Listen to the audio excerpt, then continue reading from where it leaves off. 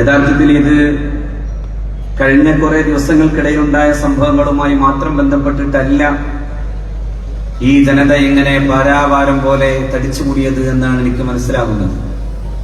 കുറെ കാലങ്ങളായി നമ്മുടെ ഹൃദയാന്തരങ്ങളിൽ വിങ്ങുന്ന വേദനയായി കുറെ ദിവസങ്ങളിലും ഏകദേശം 2-3 വർഷങ്ങളായി തന്നെ നടക്കുന്ന പലതരത്തിലുള്ള ദുരാരോപണങ്ങളിൽ എന്തു ചെയ്യണമെന്നറിയാതെ നിന്നൊരു ജനതയാണ്.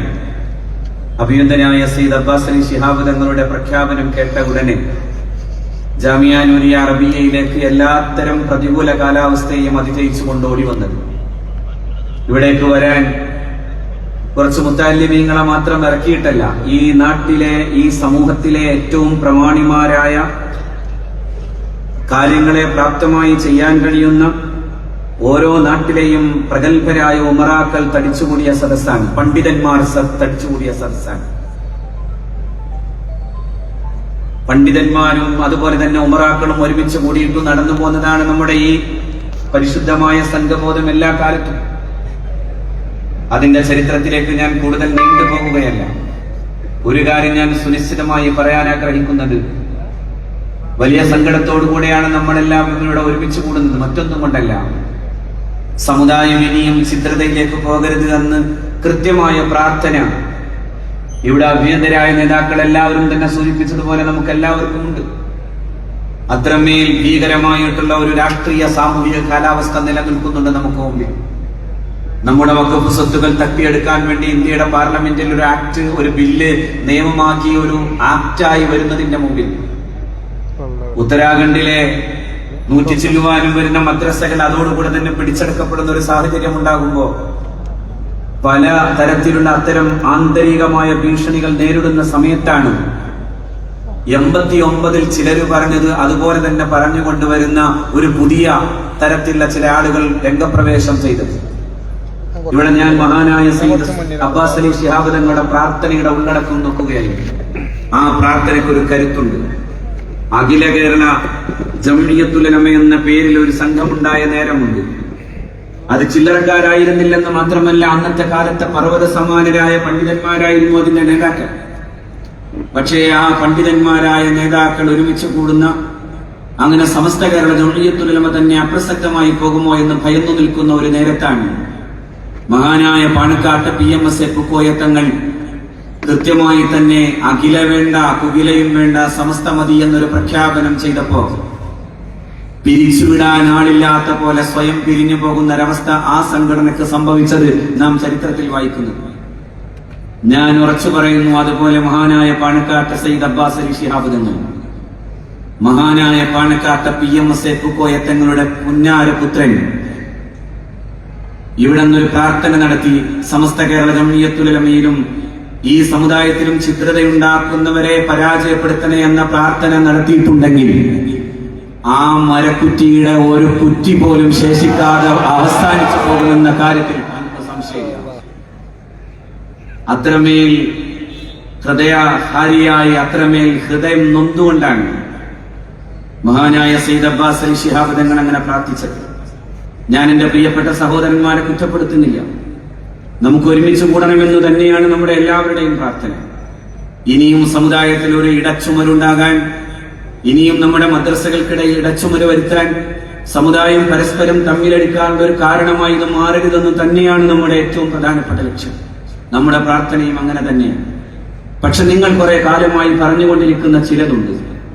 ആ പറഞ്ഞുകൊണ്ടിരിക്കുന്നത് പലതും ഇവിടെ ബഹുമാന്യനായ സമദ് സാഹിബ് സൂചിപ്പിച്ചതുപോലെ 89-ൽ പറഞ്ഞതിനെ അതേ ആവർത്തി, അതേ ലെങ്ത്തിൽ, അതേ വോയിസിൽ തന്നെ പറഞ്ഞുകൊണ്ടിരിക്കുന്നു എന്നതാണ് നമുക്ക് ഏറ്റവും വലിയ അത്ഭുതം.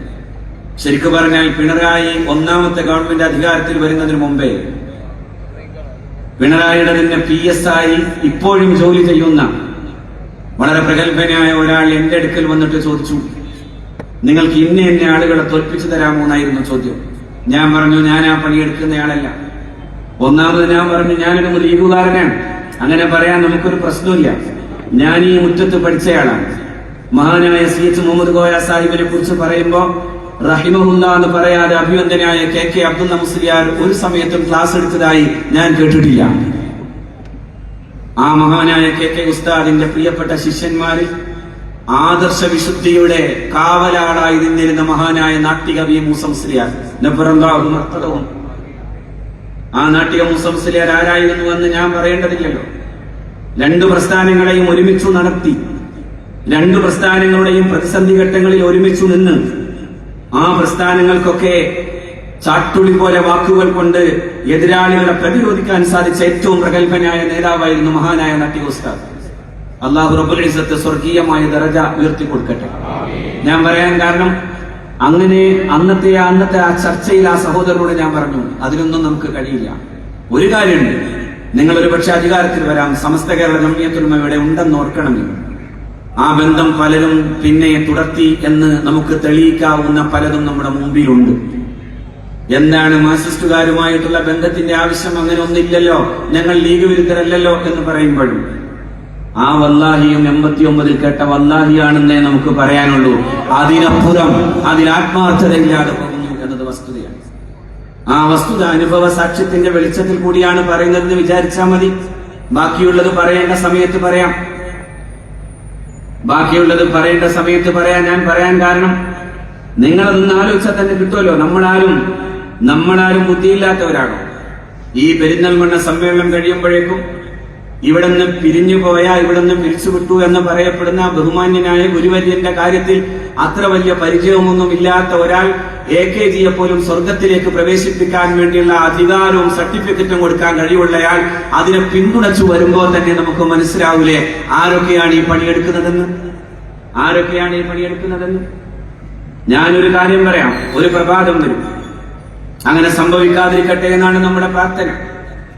തുർക്കി തകർന്നു പോകുന്ന ഒരു നേരമുണ്ടായ സമയത്ത് സൗദി, ഇന്ന് കാണുന്ന ഈ സൗദി ഉൾപ്പെടെയുള്ള ഹിജാസിന്റെ മേഖലയിലെല്ലാം നടന്ന ഒരാളുണ്ടായിരുന്നു.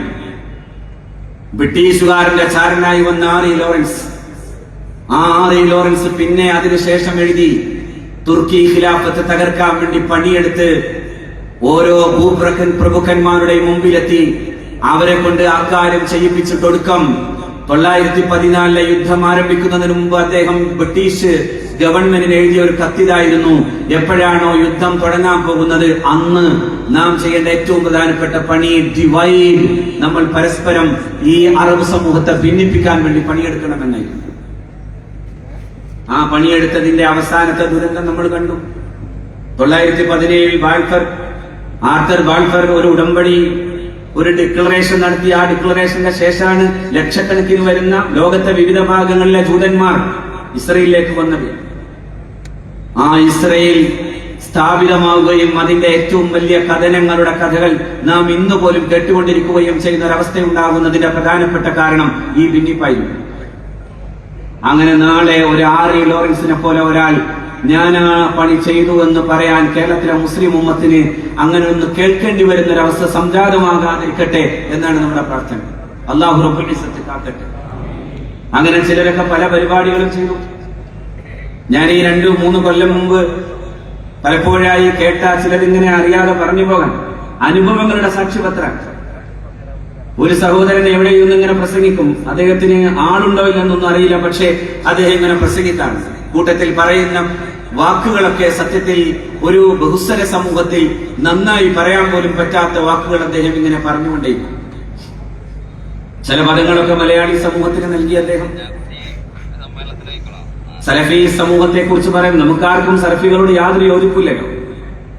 അദ്ദേഹം പറഞ്ഞതൊക്കെ നമ്മൾ പലപ്പോഴും പറഞ്ഞിട്ടുണ്ട്. സൗദി അറേബ്യ ഉൾപ്പെടെയുള്ള സംവിധാനങ്ങൾ തുർക്കി ഖിലാഫത്തിനെ എങ്ങനെ തകർക്കുന്നു എന്നതിന്, വഹാബിസം എങ്ങനെയൊക്കെ പോയി എന്നതിന് വളരെ പ്രധാനപ്പെട്ട ഗ്രന്ഥങ്ങളെ അടിസ്ഥാനപ്പെടുത്തി തന്നെ സംസാരിച്ചിട്ടുണ്ട്. പക്ഷെ അദ്ദേഹം ഒരു സമയത്ത് തീട്ടം എന്നൊരു പ്രയോഗം നടത്തി. ഞാൻ പറയുമ്പോഴേക്കും നിങ്ങൾക്കറിയാം, ഞാൻ ഇങ്ങനെ മാത്രമേ പറഞ്ഞുള്ളൂ, ഞാൻ ഇങ്ങനെ മാത്രമേ എഴുതിയിട്ടുള്ളൂ. ശ്രോതാവിന് സർദൽ മുട്ടുന്ന ഭാഷ ഉപയോഗിക്കരുത്. എന്റെ പ്രിയപ്പെട്ട ചില സുഹൃത്തുക്കൾ വിളിച്ചു. അവര് പറഞ്ഞു, ഇപ്പോ നമുക്ക് അദ്ദേഹത്തെ ആവശ്യം. എപ്പോ ആവശ്യമാണ്? ഞങ്ങളിപ്പോ അദ്ദേഹത്തെ ഉപയോഗിക്കുന്നില്ല എന്നൊക്കെ ചിലർ പറയാറുണ്ട്. ഞാൻ പറയുന്നു, ഇത് എന്റെ അനുഭവ സാക്ഷിയാണ്. നമുക്കിപ്പോ ആവശ്യമുണ്ട്. ഞാൻ പറഞ്ഞു, ഒരു ബഹുസ്വര സമൂഹത്തിൽ പറയേണ്ട ഭാഷയുടെ ഒരു സ്വഭാവമുണ്ട്. അപ്പൊ എന്നെ ചില ആളുകൾ കിതാബ് പഠിപ്പിക്കാൻ വന്നു. മഹാനായ സയ്യിദുന അബൂബക്കർ സിദ്ദീഖ് റളിയല്ലാഹു തആല അൻഹു ഹുദൈബിയ സന്ധിയിൽ അല്ലാഹുവിന്റെ പ്രവാചകൻ സല്ലല്ലാഹു അലൈഹി വസല്ലമയുടെ മുമ്പിൽ ഉർവത്ത് ബിൻ മസ്ഊദ് എന്നിവർ ചെന്നിട്ട് പറയുന്നുണ്ട്, 1400ഓളം വരുന്ന സംഘാംഗങ്ങളെ നിങ്ങളുടെ കൂടെയുള്ളൂ. മക്കയിലെ മുഴുവൻ ജനങ്ങളും ഒരുമിച്ച് വന്നാൽ നിങ്ങളുടെ ജനങ്ങൾ, നിങ്ങളുടെ അനുയായികൾ തിരിച്ചോടുന്ന ഒരവസ്ഥയുണ്ടാകും. അതുകൊണ്ട് മുഹമ്മദേ സല്ലല്ലാഹു അലൈഹി വസല്ലം നിങ്ങൾ തിരിച്ചു പോകണം എന്നായിരുന്നു. അത് കേട്ടപ്പോ സിദ്ദീഖ് റളിയല്ലാഹുവിന്റെ ദേഷ്യം പിടിച്ചു. സിദ്ദീഖ് റളിയല്ലാഹു അൻഹു ചില വർത്തമാനങ്ങൾ പറഞ്ഞു. അത് നമുക്ക് ചരിത്രത്തിന്റെ ഗ്രന്ഥങ്ങളിൽ കാണാനാകും എന്ന് മാത്രമല്ല, ഞാൻ എന്റെ വെള്ളിയാഴ്ച ദിവസത്തെ പ്രസംഗത്തിൽ അതിന്റെ തലേ ദിവസം തന്നെ ഞാനത് പറയുമ്പോൾ ഇങ്ങനെ പറഞ്ഞിട്ടുള്ളൂ. സിദ്ദീഖ് റളിയല്ലാഹു തആല അൻഹു ചിലത് പറഞ്ഞു, ഞാൻ ഇവിടെ പറയുന്നില്ല എന്ന് മാത്രമേ പറഞ്ഞിട്ടുള്ളൂ. ആ കിതാബും വിഭാഗത്തുമായി ചില സഹോദരന്മാർ എന്റെ വാട്സപ്പിൽ വന്നു. ഞാൻ പറഞ്ഞു, ഇങ്ങനെയൊക്കെ പറയലാണ് ഈ സമൂഹത്തിന്റെ പരിപാടിയെങ്കിൽ ഇത് വലിയ അപകടം ചെയ്യും. നിങ്ങൾ ആലോചിച്ച് നോക്കൂ. അദ്ദേഹം പിന്നെ ഓരോന്ന് പറയാൻ തുടങ്ങി. അദ്ദേഹം ജാമിഅ നൂരിയ അറബിയെ നോക്കി. മഹാനായ ഷൈഖുൽ ജാമിഅ, സമസ്ത കേരള ജംഇയ്യത്തുൽ ഉലമയുടെ അഭിനന്ദനായ ജനറൽ സെക്രട്ടറി, അല്ലാഹു ആഫിയത്തുള്ള ദീർഘായുസ്സ് കൊടുക്കട്ടെ. മഹാനവറുകൾ ഞങ്ങൾക്ക് ആവശ്യമാകുന്ന വിധം പഠിപ്പിക്കാൻ വേണ്ടി ജാമിഉൽ അസ്ഹറിലേക്ക് വിടാൻ ആഗ്രഹിച്ച ആളാണ്. ജാമിഉൽ അസ്ഹറിലേക്ക് ഇവിടുന്ന് പലരും പോയി. എന്റെ സമകാലികരായ സുഹൃത്തുക്കൾ പോയി, അതിനു മുമ്പ് പോയി, ശേഷം പോയി, പിന്നെയും പോയിക്കൊണ്ടിരിക്കുന്നുണ്ട്. ഇതേ പറഞ്ഞു, ജാമിഉൽ അസ്ഹർ വഹാബി സ്ഥാപനമാണ്, അങ്ങോട്ട് പോയവനൊക്കെ സുഹാബിയാണ്, അതിന് പണിയെടുത്തവൻ സുഹാബിയാണ്. ഈ സാധുക്കൾ എണ്ണിയത് ആരെയൊക്കെയാണ്? ജാമിഅ നൂരിയ സുഹാബിസം, പിന്നെ സുഹാബി അഭിനന്ദനായ ഉസ്താദ് മഹാനായ ഡോക്ടർ ബഹാവുദ്ദീൻ കൂരിയാട് നദവി ഫൈലി. ആഗോളാടിസ്ഥാനത്തിൽ ഈ സമൂഹത്തിന്റെ പ്രബോധന പ്രവർത്തനങ്ങൾക്ക് വേണ്ടി നിശ്ചയിച്ച് അതിനുവേണ്ടി നിരന്തരമായി ഓടി നടക്കുമ്പോ മഹാനായ ബഷീറുദ്ദീൻ മുസ്ലിയാരും CH അബ്ദുൽ മുസ്ലിയാരും ഒക്കെ, മഹാനായ മാക്കുട്ടി ഹാജി നബ്ബറല്ലാഹു മറാഖിദഹും, അവരുടെ സ്വപ്നത്തിന്റെ സാക്ഷാത്കാരം പോലെ ഉയർന്നു വന്നിട്ടുള്ള ദാറുൽ ഹുദ ഇസ്ലാമിക് യൂണിവേഴ്സിറ്റി, ആ യൂണിവേഴ്സിറ്റിയും സുഹാബിസാണ്. ഞാൻ എന്റെ സഹോദരന്മാരോട് ചോദിക്കട്ടെ, സമസ്ത കേരള ജംഇയ്യത്തുൽ ഉലമ എന്ന് പറയുന്ന മഹിതമായ പ്രസ്ഥാനത്തിന്റെ അഭിമാനകരമായിട്ടുള്ള ഈ സ്ഥാപനങ്ങളെ തകർക്കണമെന്ന് പറയുന്നത് ആരുടെ അച്ചാരം വാങ്ങിയവരാണ്? അങ്ങനെയെങ്കിൽ ആ അച്ചാരം തിരിച്ചു കൊടുക്കാതെ ഈ സമുദായം നിങ്ങളോട് പൊരുത്തപ്പെടില്ല എന്നതിന്റെ ഏറ്റവും വലിയ തെളിവാണ് കേവലം 3 ദിവസം കൊണ്ട് വിളിച്ചു ചേർക്കപ്പെട്ട ഈ സമ്മേളനം നിങ്ങളോട് പറഞ്ഞു തരുന്നത്. അവിടെ നിങ്ങൾ കേട്ടു. അതായത് ഈ പ്രസ്ഥാനം, അതായത് ജാമിഅ നൂരിയ അറബിയ, ഇവിടെ വഹാബിസാണ്. ബഹുമാന്യനായ സമദ് സാഹിബ് അതിനെ കൃത്യമായി തന്നെ പറഞ്ഞു. മജ്‌ലിസുൻ നൂർ നടത്തുന്ന നമ്മളെയൊക്കെ ഈ ദീനിന്റെ മാർഗത്തിൽ തവസ്സുലിനെയും ഇസ്തിഗാസയെയും അഹ്ലുസുന്നത്തി വൽ ജമാഅയെയും സമസ്ത കേരള ജംഇയ്യത്തുൽ ഉലമയെയും പറഞ്ഞു തന്ന് പഠിപ്പിച്ചു തന്ന ഈ സ്ഥാപനം ഇപ്പോഴും അത് തന്നെ ചെയ്തുകൊണ്ടിരിക്കുന്ന സ്ഥാപനം. ഈ സ്ഥാപനത്തിലെ വിദ്യാർത്ഥികളോട് എനിക്ക് പറയാനുള്ളത്, ഇത്തരം വാക്കുകളൊക്കെ കേൾക്കുമ്പോൾ ചോദിക്കണം, ഞങ്ങൾക്ക് എവിടെയാണ് വഹാബിസം പഠിപ്പിക്കുന്നത്? ഈ സ്ഥാപനത്തിലെ ഏതു സമയത്തെയും അതിന്റെ ഓരോ സ്പന്ദനങ്ങളിലും അഹ്ലുസുന്നത്തി വൽ ജമാഅയെ സമസ്ത കേരള ജംഇയ്യത്തുൽ ഉലമയെ കൃത്യമായി പറഞ്ഞു തന്നു. അപ്പൊ പിന്നെ ഇതെവിടുന്നാ വന്നത്? 989 ഉണ്ടായി ഇതേ വാദം. ഇവിടെ കൂടിയവരൊക്കെ ലീഗുകാരാണ്, ഇവിടെ കൂടിയവരൊക്കെ വഹാബികളാണ്. അത് തന്നെ പറഞ്ഞു നടന്നവരായിരുന്നു അവർ. ഇപ്പോ ഇവർ ബഹുമാന്യനായ സമസ്ത സൂചിപ്പിച്ചല്ലോ, അവര് തിരിച്ചറിഞ്ഞു തുടങ്ങി.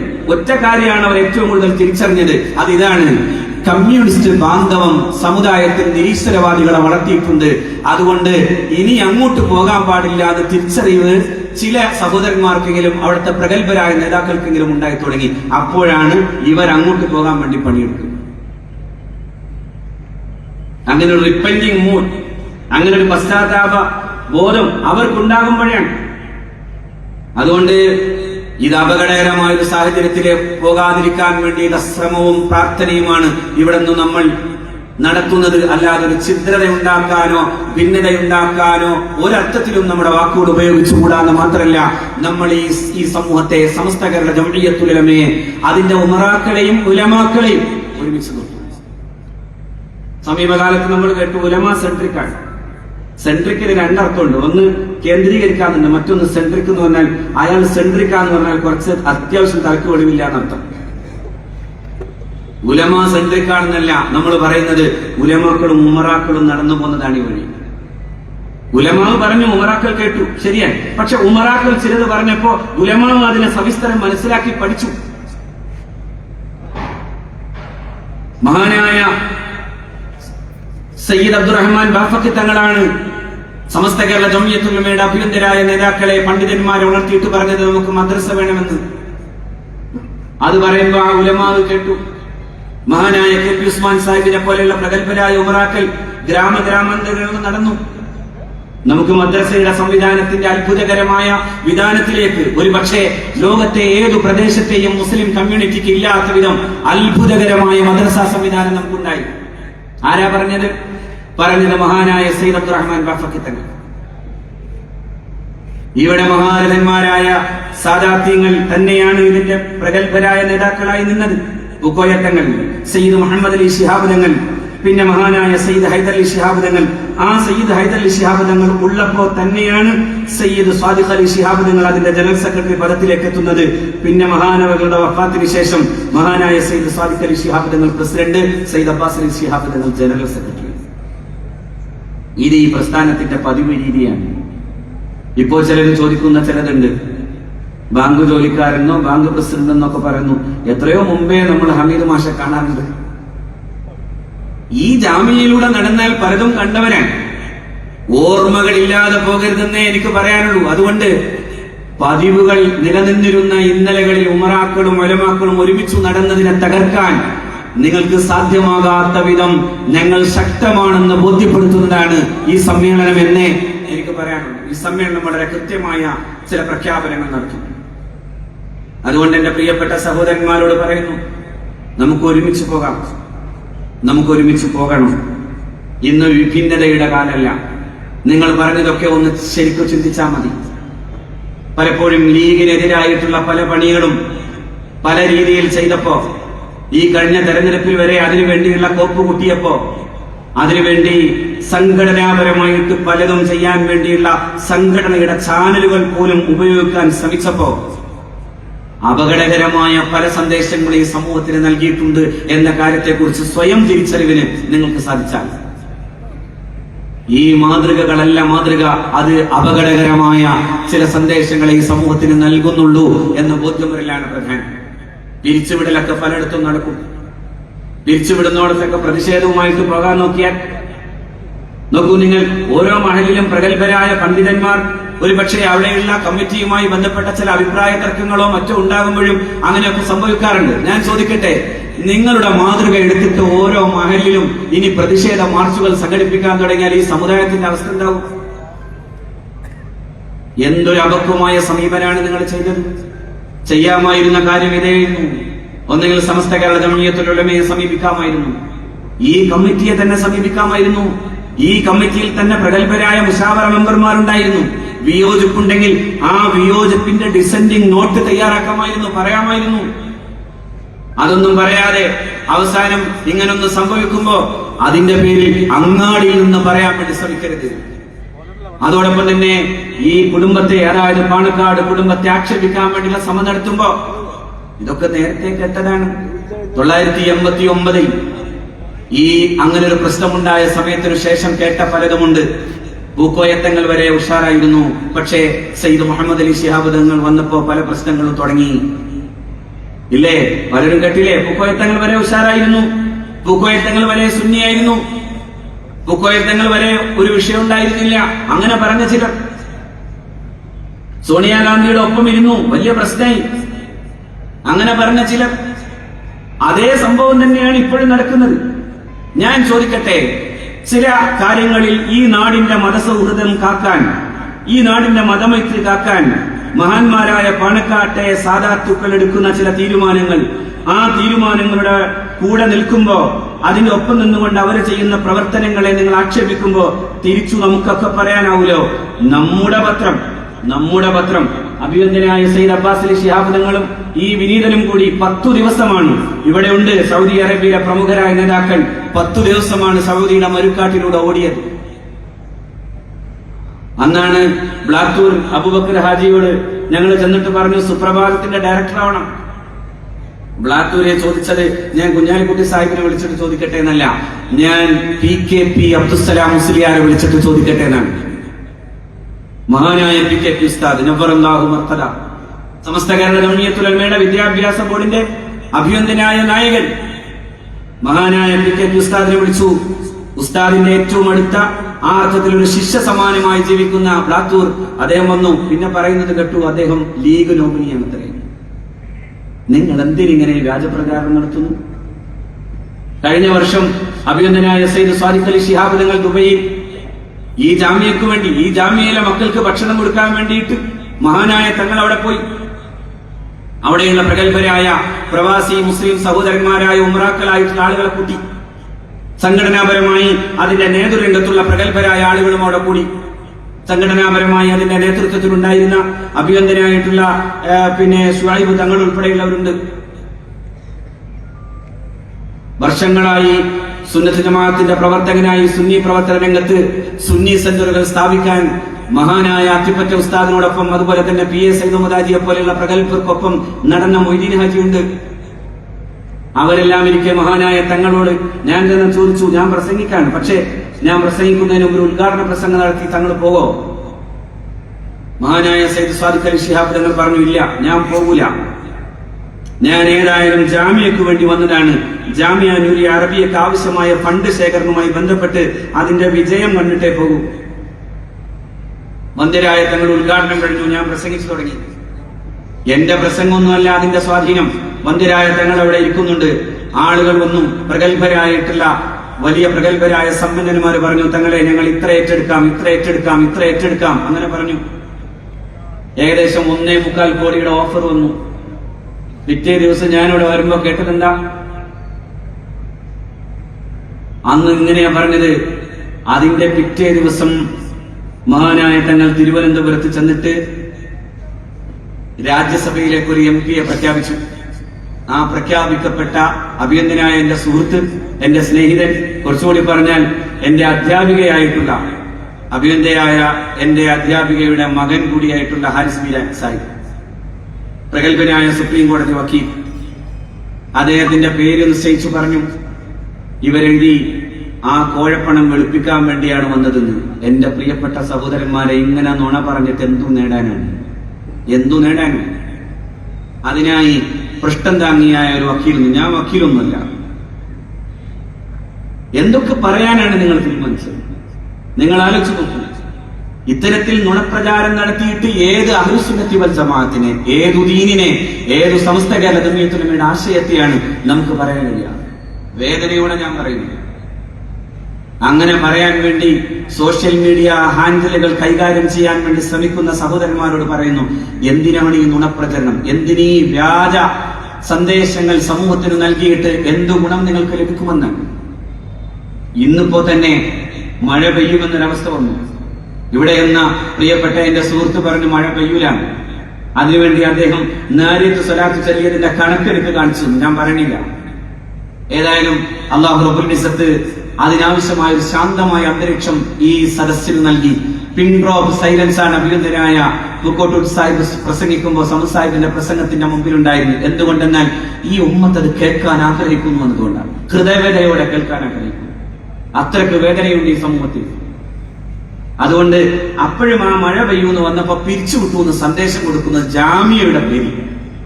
നിങ്ങൾ ആരോടാണ് കളിക്കുന്നത്? മഹാനായ കുത്തുബി മുഹമ്മദ് മുസ്ലിയാർ, മഹാനായ കണ്ണിയത്ത് അഹ്മദ് മുസ്ലിയാർ, മഹാനായ ഷെയ്ഖുന ശംസുൽ ഉലമ, മഹാനായ പാണക്കാട്ട PMS കോയത്തങ്ങൾ, അഭിനന്ദനായ സയ്യിദ് അബ്ദുറഹ്മാൻ ബാഫഖി തങ്ങൾ, ഇങ്ങനെ തുടങ്ങിയ മഹാപർവ്വതങ്ങൾ നടന്നുപോയ ഈ മുറ്റത്തെ അങ്ങനെ അപഹസിക്കാനാണ് തയ്യാറെങ്കിൽ ഈ സമുദായം അത് ചെറുക്കുമെന്ന കാര്യത്തിൽ യാതൊരു സംശയവും വേണ്ട. അതുകൊണ്ട് ഇത്തരം വ്യാജ പ്രചാരങ്ങളല്ല നടത്തുന്നത്. എന്തെങ്കിലും പ്രശ്നമുണ്ടോ? പ്രശ്നങ്ങൾ, അഭിപ്രായങ്ങളൊക്കെ, അഭിപ്രായ വ്യത്യാസങ്ങൾ എന്ന ഇഖ്തിലാഫാത്തുകൾ ഈ സമുദായത്തിൽ ഉണ്ടായിട്ടുണ്ട്. ഇല്ലെന്ന് പറയാനാകോ?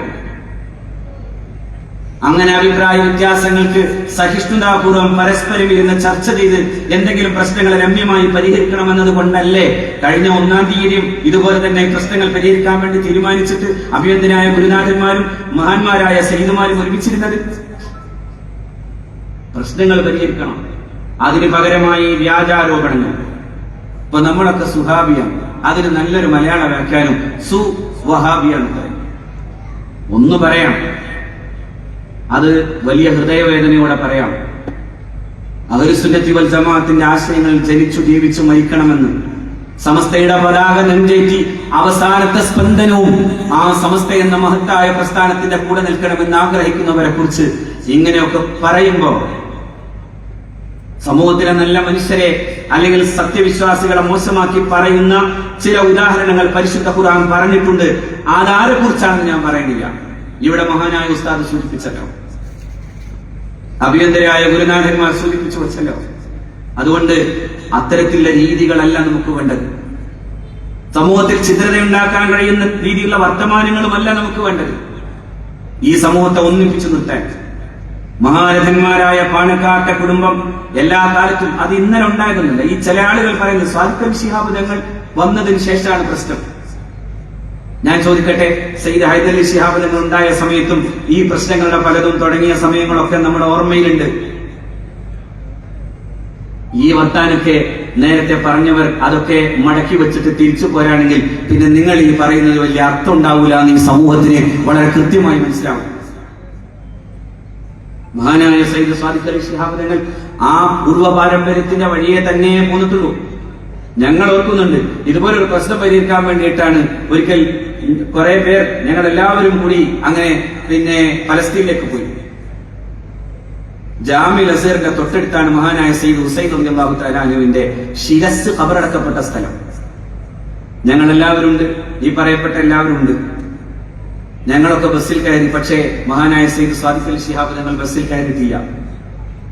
എല്ലാവരും കൂടി ആലോചിച്ചു, തങ്ങളവിടെ പോയി തങ്ങളെങ്ങാനും ആവശ്യം തീർക്കാൻ വേണ്ടി ടോയ്ലറ്റിലോ മറ്റോ പോയതായിരിക്കുമോ എന്നൊക്കെ പലരും ചർച്ച ചെയ്ത ശേഷം എന്നോട് പറഞ്ഞു, ഓണപ്പള്ളി ഒന്ന് പോയിട്ട് അന്വേഷിക്കാൻ.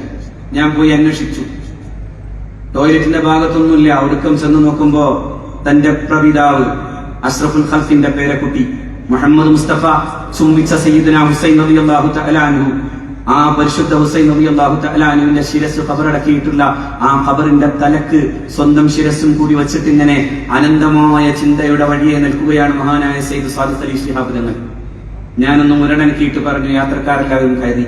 അപ്പോഴാണ് തങ്ങൾ ആ വിചാരങ്ങളോ ആ ഓർമ്മകളിൽ നിന്ന് എഴുന്നേറ്റ് വന്നിട്ട് ബസ്സിൽ കയറുന്നത്.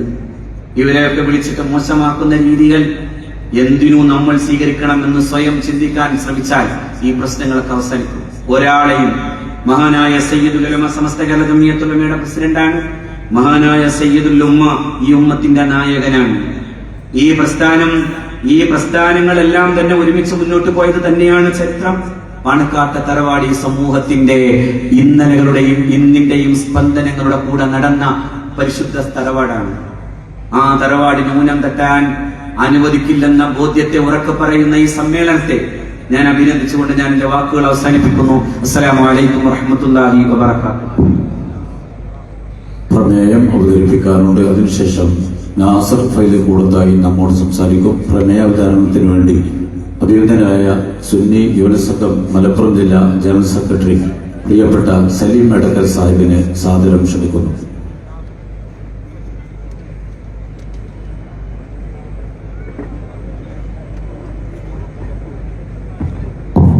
അസ്സലാമു അലൈക്കും വറഹ്മത്തുള്ളാഹി വബറകാതുഹു. ബഹുമാനപ്പെട്ട സമസ്ത കേരള ജംഇയ്യത്തുൽ ഉലമായുടെ ആധികാരിക മതസ്ഥാപനമായ പട്ടിക്കാട് ജാമിയ നൂരിയ അറബിയ 6 പതിറ്റാണ്ടിലധികമായി ആദർശത്തിന്റെ കാവൽ പണിത് പ്രവർത്തിക്കുകയാണ്. സ്ഥാപിത കാലം മുതൽ തന്നെ എതിർപ്പുകളും കുപ്രചരണങ്ങളും നേരിട്ടുകൊണ്ട് അവയെല്ലാം തൃണവൽക്കരിച്ചുകൊണ്ടാണ് ആദർശത്തിന്റെയും അറിവിന്റെയും യശസ് ജാമിയ ഉയർത്തിപ്പിടിച്ചത്. പുതിയ കാലഘട്ടത്തിൽ ജാമിയ നൂരിയെയും സമസ്തയെയും അസ്ഥിരപ്പെടുത്താനും ജാമിയ ഉയർത്തിപ്പിടിക്കുന്ന സന്ദേശത്തിന് മങ്ങലേൽപ്പിക്കാനും ചില തൽപര കക്ഷികൾ നടത്തുന്ന കുപ്രചരണങ്ങളെ സഗൗരവം ഈ യോഗം തള്ളിക്കളയുന്നു.